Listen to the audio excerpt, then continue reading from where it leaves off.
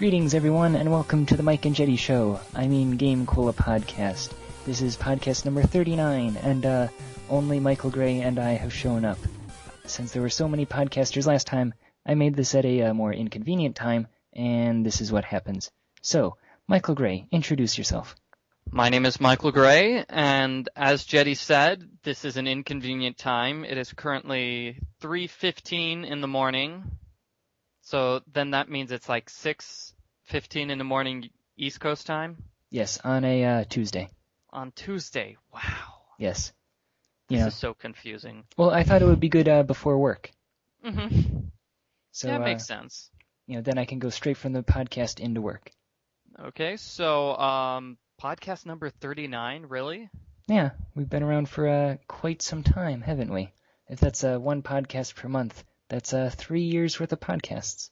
Pretty soon we're going to be hitting the middle-aged podcast. Yeah. We'll be in our 40s. Then we'll try to be cool. Yeah. Oh, am I kidding? The podcast is cool. Well, but we have to buy like a Harley Davidson, or maybe like a Camaro or something. Mm-hmm. Right. Oh, by the way, this probably should go at the end of the show where we tell everybody to subscribe to the podcast on iTunes. Yeah. But I finally got iTunes and I subscribed to the podcast. Whoa. How did you do that, Michael Gray? I just downloaded iTunes and then I looked for GameCola podcast under their podcast section. Wow. I have no idea how to rate or comment on the podcast. But you should. Paul tells us that we have to rate it highly, give lots of positive comments. I don't know how to do that. Yes, you should rate us positively even if you don't want to. Mm-hmm. If you want to rate us negatively, just don't. Why bother? I know, right? If you don't like us, then commenting on our podcast would be doing us a favor. Exactly. You'll be giving us publicity. Lots of free publicity. Yes. So just rate us positively, please. Anyway, let's get started with the podcast. I believe we start off the podcast with listener mail. That's right.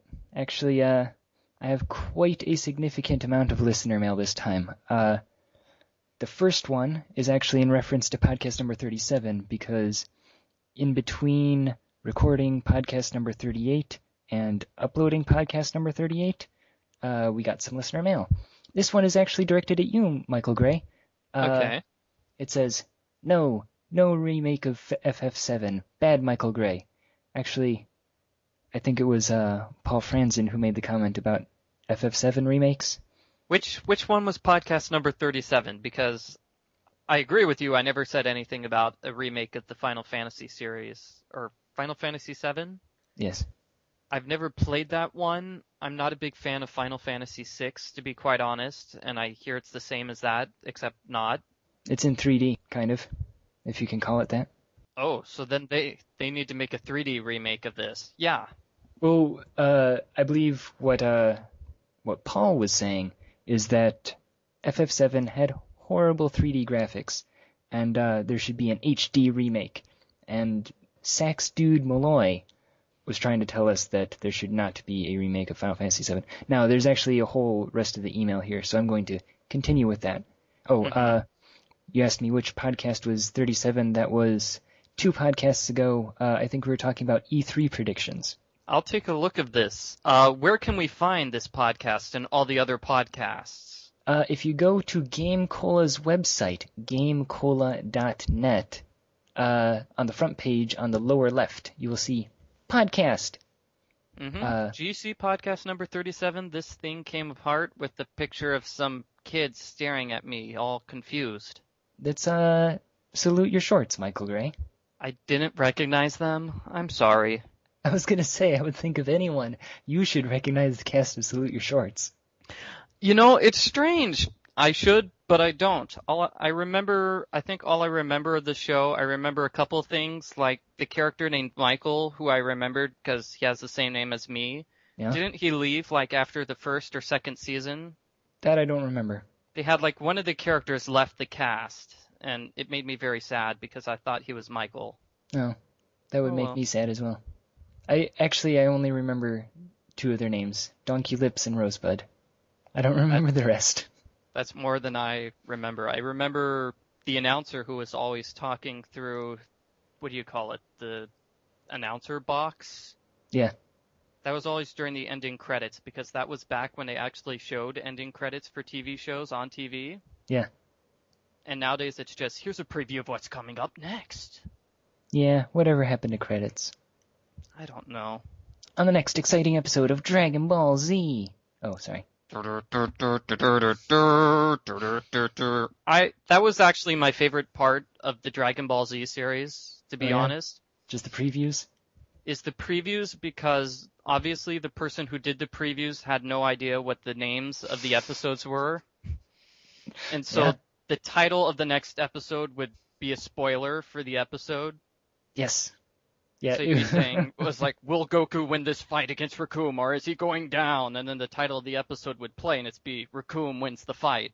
And so it's like there would be no reason to watch the episode. Yes. But they cut those out of the DVD releases of the Dragon Ball series. Really?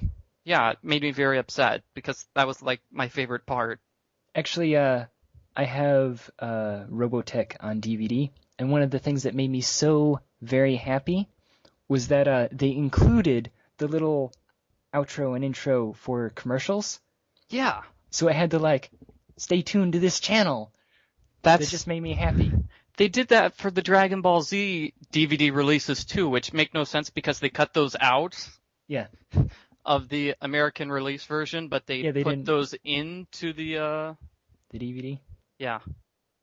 Weird, yeah, because I remember when they were playing on Cartoon Network, they didn't have any of those little intro-outro things. Yeah, they didn't, because I think it's because, well, it would be better if we had some of our foreign podcasters here to confirm this, but I think different countries have different rules about how many commercials you can have. Yeah. So I think Canadian TV only has 2 commercial breaks, while American TV has 3. Interesting. And if you count the number of commercial breaks that they have, on those Japanese shows, they only take 1 commercial break, right? Yeah. If you count the little outro intro things, there's only 1 of them. Yeah, there's only 1 of them per episode. So that's strange.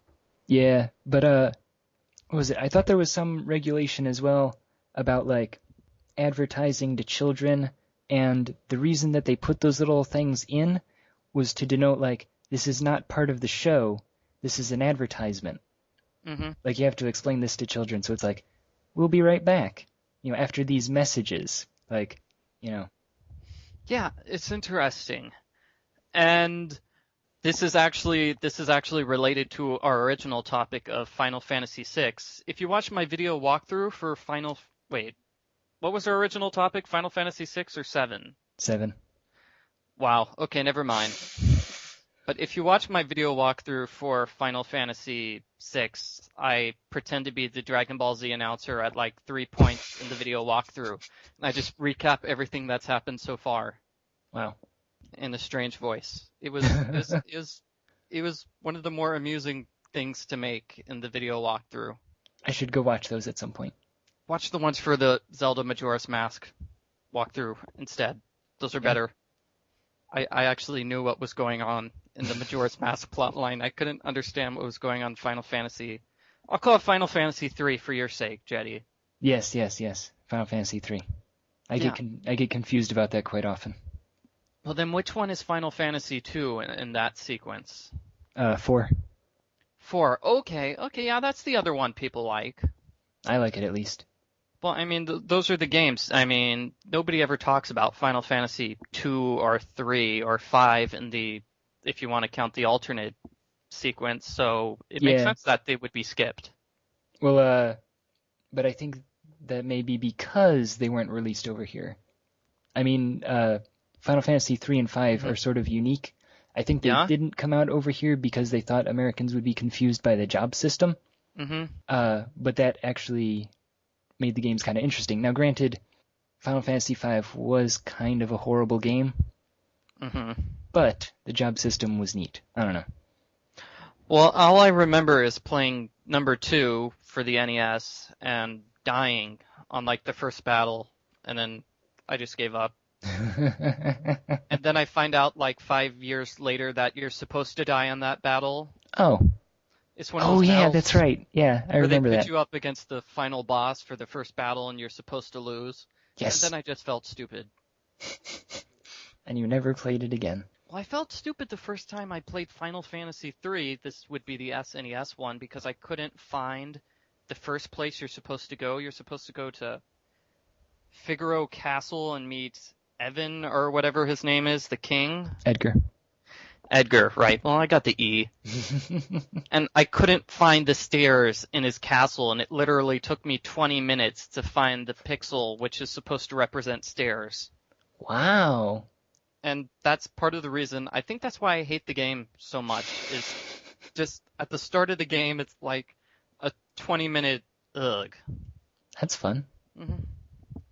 So anyway, I've got another question, seeing as you know about Final Fantasy III. Okay. Where is the tutorial in that game, the battle tutorial? Oh, okay. In Narsh. It's in Narsh, yeah. But Yes. I mean, when I played the game for the first time, I guess, I went through Narsh, I was fighting in the underground caves, and then I switched characters. And after like an hour or so of fighting in the caves, then I found the tutorial. Okay. I'm sorry, I'm just checking. It's like, was I just being stupid, or is the tutorial hard to find? Where did you find the tutorial? Because I was thinking of the little house, like after you're completely done with Narsh, like when you're just about to leave. Yeah, when you're just about to leave, and that's the tutorial. Yeah, which I Right. guess is kind of ridiculous considering that you've already been fighting for like, An hour, yeah. Yeah. Yeah, so that's all I'm saying. Yeah. What's wrong with that? Well, nothing, I guess. It's just it confused me. And that's not what was confusing. What was confusing were the attacks where you had to do left, right to attack. What's his face? Sabin. Sabin, yes. Yes. See, I Hummel. gave them all different names, so I don't know the characters' real names. I named them after members of the GameCola staff. Oh, who was Sabin then? He was Mateo. Really? Yeah, and Edgar was Kevin, and Locke was Ridges for Michael Ridgway, Okay. and the girl, I forget the girl's name, Tara, she was Vanjie. Okay. The other girl was Lizzo. There are only two girls, right? There's 3, but that comes later in the game. There is 3, yeah, but isn't the third one like Rachel and you can't change her name? No, it's Realm. It's who?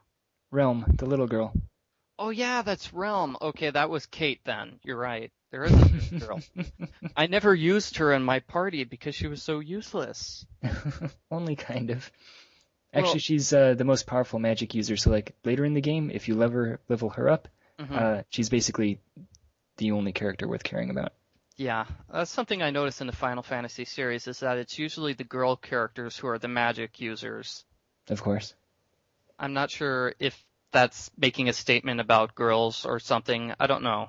Girls are magical, Oh, that's a pretty good statement. right?